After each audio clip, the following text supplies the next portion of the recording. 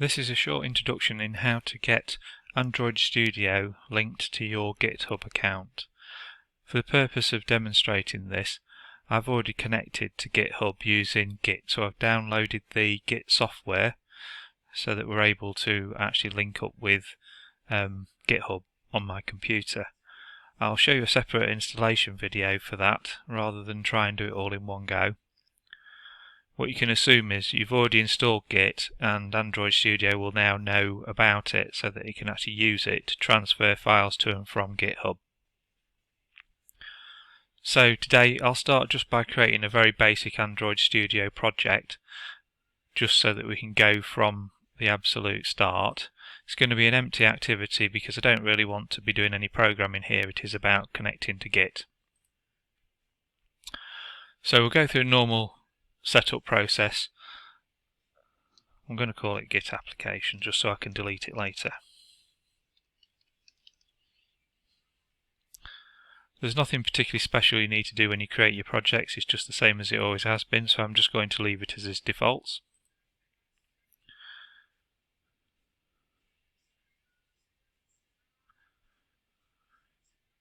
At this point, while Gradle's building, effectively what you're doing is you're looking at an empty Android project, so there's not a great deal in terms of code, but it does at least give us the ability to then upload that to GitHub.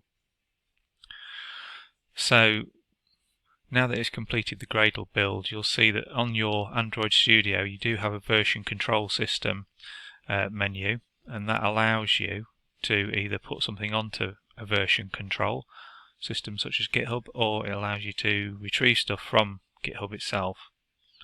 So it says there import into, and that allows you to create a Git repository, or it allows you, which is a local repository on your computer, or it allows you to use GitHub, which will effectively store your work online as well as locally on your machine.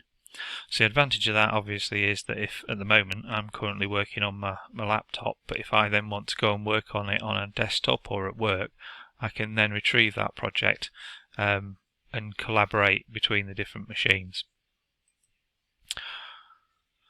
So I hope you like Foo Fighters if you can hear it in the background, but I'm sick to death of talking in the quiet, so it's just to cheer me up more than anything. So the first thing to say is what you're going to call your repository. Effectively, you normally keep it to the same as the name of your application because it makes sense and you understand when you go on GitHub of what exactly is going on. You can choose to make it private, in which case only you can see it and nobody else can download it or become a member of the team until you change that or invite them. You can add a description, so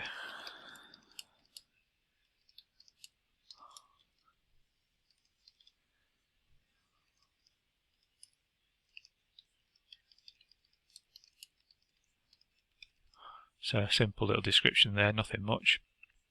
As you can see, remote origin basically refers to the fact that it's the remote that you set up originally when you created your GitHub links. So at that point what you'll see is it will have said creating a GitHub repository at the bottom, and then it's saying adding files to Git. It won't do anything until you literally click the add button, so at the moment it's waiting on you. As you can see, there are a series of tick boxes to say what exactly it's going to upload. Now the advantage of using Android Studio is it will only upload the bits that it actually needs. So you might have some object files or some other data files that are really not relevant to your project, but are still in your project folder. And rather than creating a massive file that has to be uploaded and downloaded, Android Studio will just pick out the ones that are needed for you to be able to transfer machines.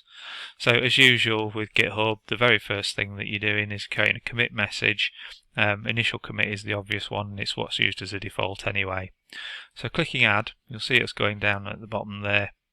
It's saying pushing to GitHub master, so it's literally sending that stuff to GitHub at that point.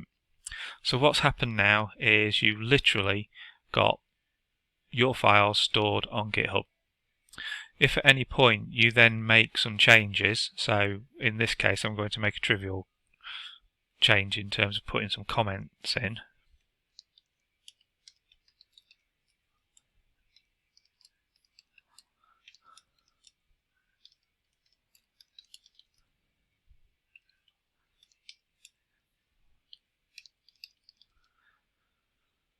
Okay, not particularly exciting, and it's slightly irrelevant, but it's just there to give us some indication that things have happened.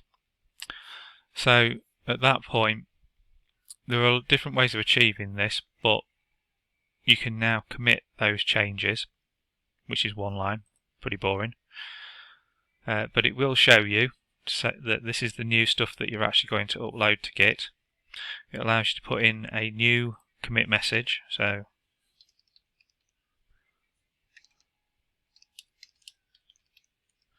that'll get uploaded to Git as well, and it will show you which files are actually being uploaded alongside doing a commit. So at the moment you're committing, which means you've done a record of the changes. It will allow you to do code analysis. I'm just going to commit it at the moment because I'm just trying to speed the whole process up. We'll talk about code analysis in the classroom. So at that point it's committed two changes, one which was obvious, the one that I typed, and the other was in a data file that was changed as a consequence of connecting to Git in the first place. So that's actually committed the changes, but it hasn't actually put that into Git itself. So at that point you also need to effectively push that. Okay, so I tend to use the Git operations a lot myself to try and solve a lot of what I'm doing. So at this point we've committed, and then we can push.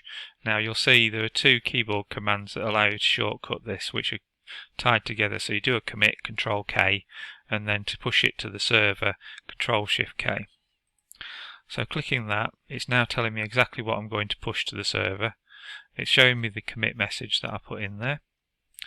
Clicking push has now transferred that up. Okay, so it takes a little minute or two to do that because it is a web communication after all, and it has to log in.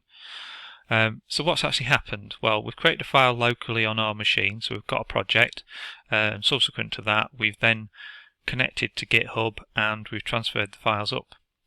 We've made a change to our files and then transferred them again.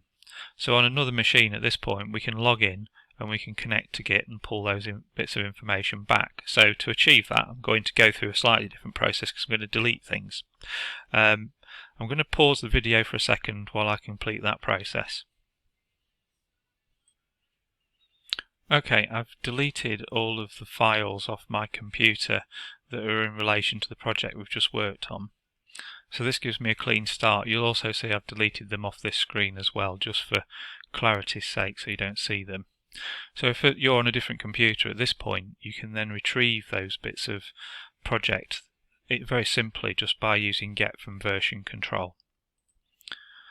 As soon as you get onto there, once you've set up Android Studio, you can just click on GitHub and then it will list all of the projects that you have on GitHub based on your user account. So in this case it's my college account. So if I filter that, you can see one of them's Git application, which is the thing we've just created. So bearing in mind this is no longer on my computer, the moment I click on clone down here, it will contact GitHub, retrieve the data files. The next thing it's going to tell me is you've retrieved them, but do you actually want to open them? Which obviously I do.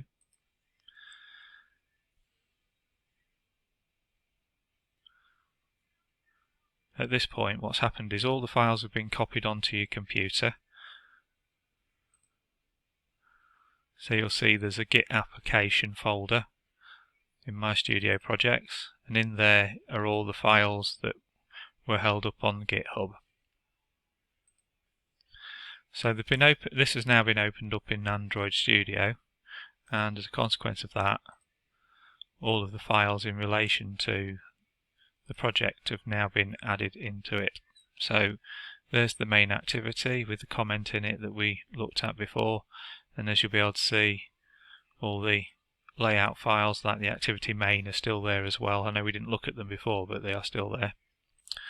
And if you open those up you can see it's a fully working project.